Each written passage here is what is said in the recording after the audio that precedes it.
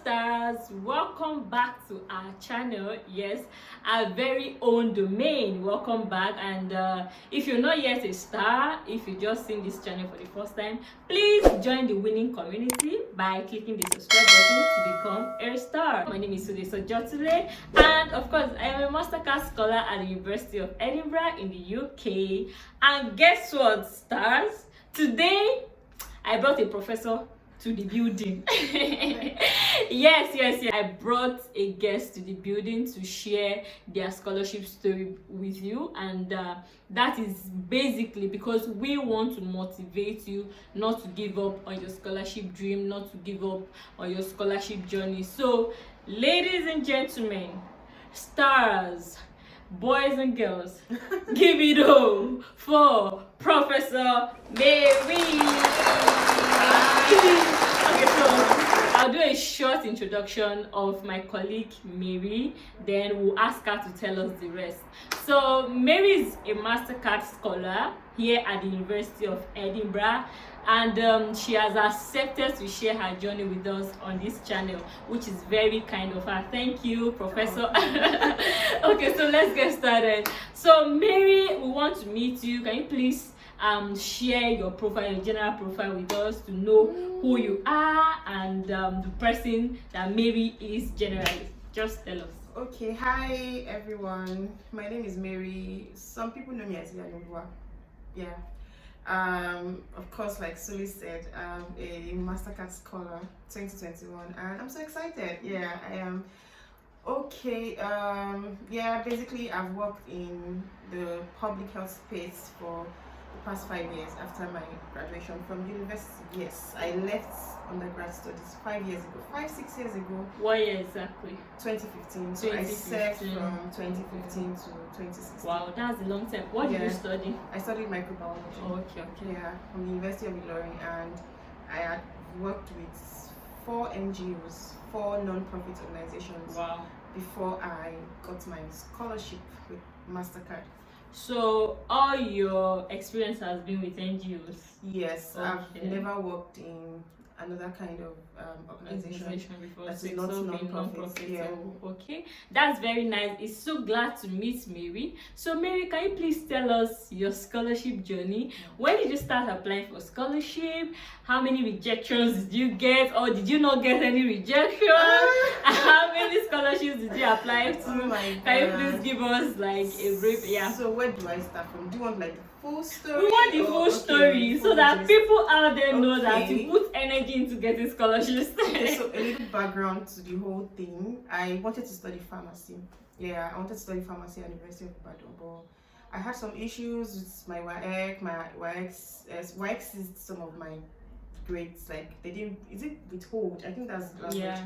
They didn't release some of it, so I couldn't write post UME for University of Ibadan. So that same year that I finished from secondary school, I got admitted into University of Ilorin. It was my second choice. You know, back then we could pick 2 universities as first and second choice. So Ilorin was my second choice. I really wanted to go to Ibadan. I wanted to study pharmacy. Okay, but I picked Ilorin and I picked microbiology as my second choice of course and university, and then pharmacy for University of Ibadan. But like I said, I couldn't go to Ibadan because of it. So eventually WAEC released my results. I still went to school that same year, but I got microbiology. It was a drama. Like I cried. Yeah, I got microbiology. Was that the happiest? Yeah, thank God. It was not okay. like tears of joy. It was tears of sorrow. Oh. Like I really wanted. Like when I'm a young girl, I wanted to become a pharmacist. It was my mom that, which I would usually say was God using her for me, and she was like, don't worry, just go, you can always change your course. So why not? I started my undergrad journey, and I just really wasn't interested in pharmacy again, so I decided to stay. Okay, not that I was not interested again, I wanted to just finish my microbiology and go for pharmacy. But along the line of my studies, at first, my first year, I wasn't really interested because I'm still going to go and study what I want to study, but along the line, I picked up interest when I knew different aspects of microbiology. I knew the ones I couldn't do because I've never wanted to work in like a hospital. Yes, I wanted to study pharmacy, but I knew I was going to go into like maybe drug production or something like that. I never wanted to work in the hospital.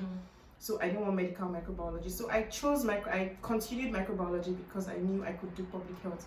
I spoke to some of our lecturers, my course students, and they were like, oh, you can work in NGOs. So since that time I had NGO in my mind. So I don't want to prolong the whole thing because it's kind of a long story. Of course, so let me lay the background that your story is similar to many Nigerians who apply for something. And of course, it's like similar, it's a typical Nigerian story. So that was 2016 that I've been applying to scholarships. Wow, 2016. So the very first person that told me about Chevening scholarship was my friend turned brother. His name is Orelua.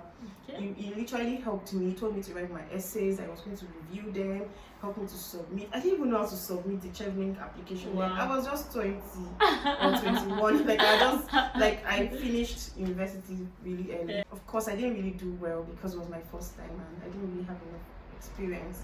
And they wanted people who had 2 years experience, so automatically I was disqualified. So I only applied to Chevening that year, 2016. I didn't get it. And then in 2017, I can't remember, but I know I applied to Chevening again, and I put in more effort. I still did not get it. I finished serving, continued with the name of the NGO Society for Families, continued with them. After then, I left Port Harcourt, went to Lagos, started work with another NGO in Lagos. I worked with Hazy Health Initiative for 2 years. I was there.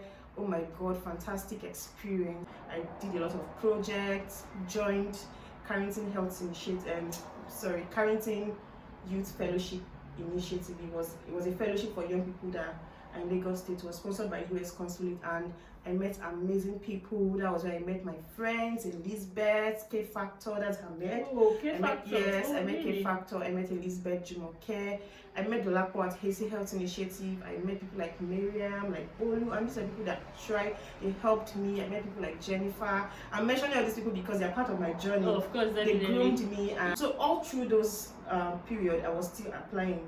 In fact, in 2018, I think I took a break. I didn't apply to any scholarship. Like, why is Chevening not picking me? I'm good enough. I've done a lot of work. Well, because like I said, that's one thing that apply for scholarship will make you ask yourself, like, I feel I'm good, so what's wrong? People that are getting it, do they have 2 heads? In fact, there were depressing moments. I was still get there. And like the scholarships we are applying to. Oh my God, Erasmus. 2 times. Erasmus kept giving me admissions.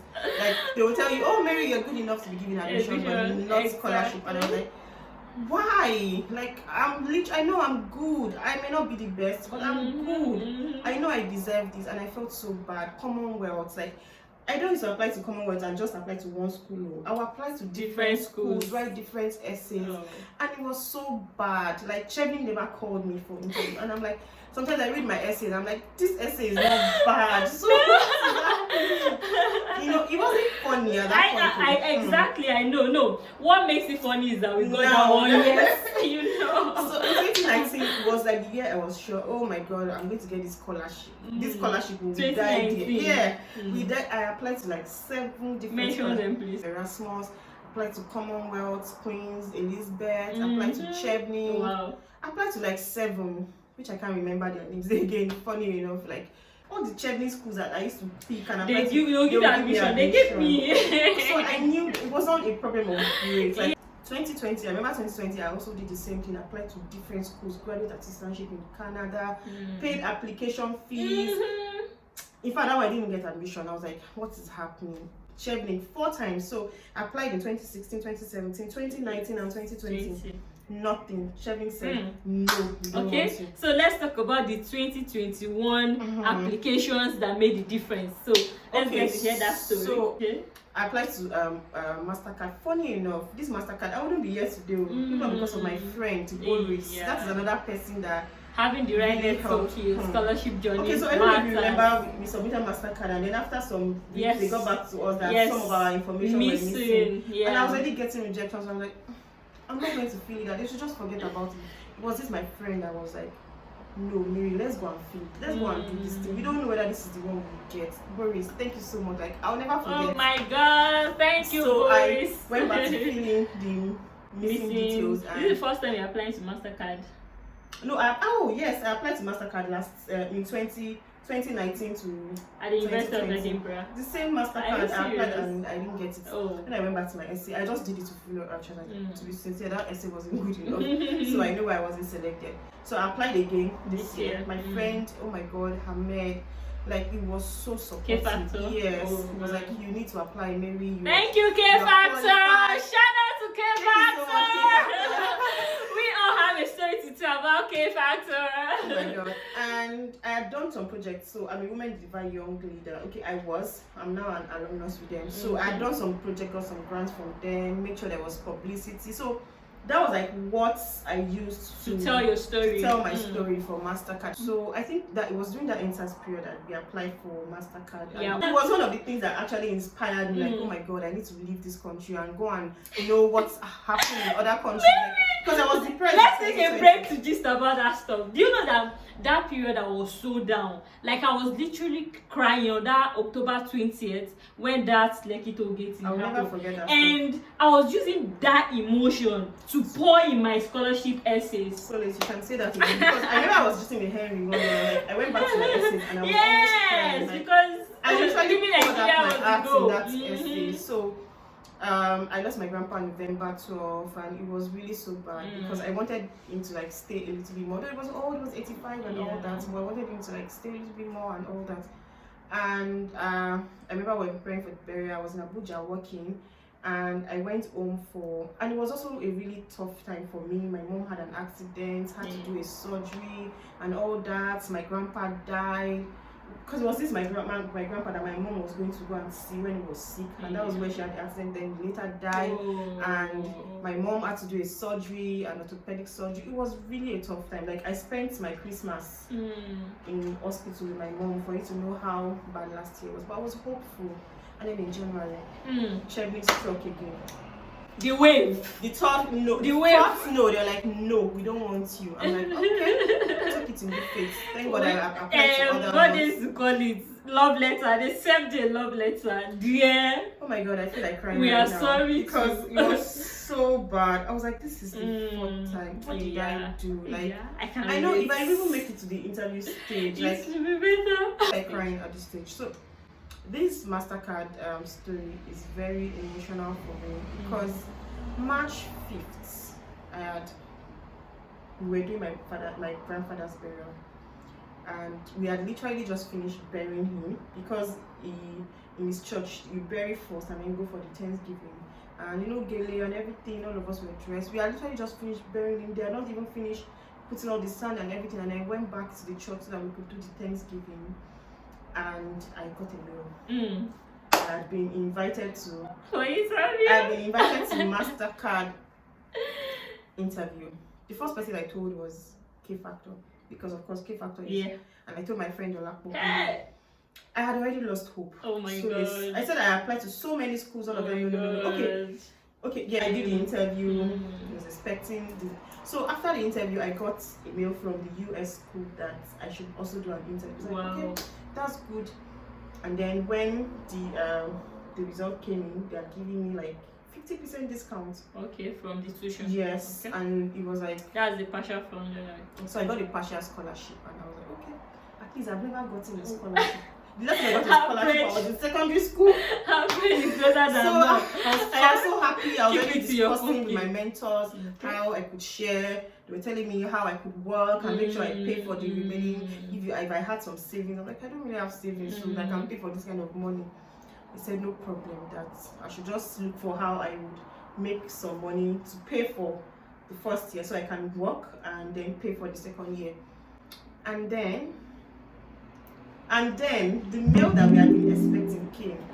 So I can remember the exact time, what I was putting on. What you were doing? I just finished prayer.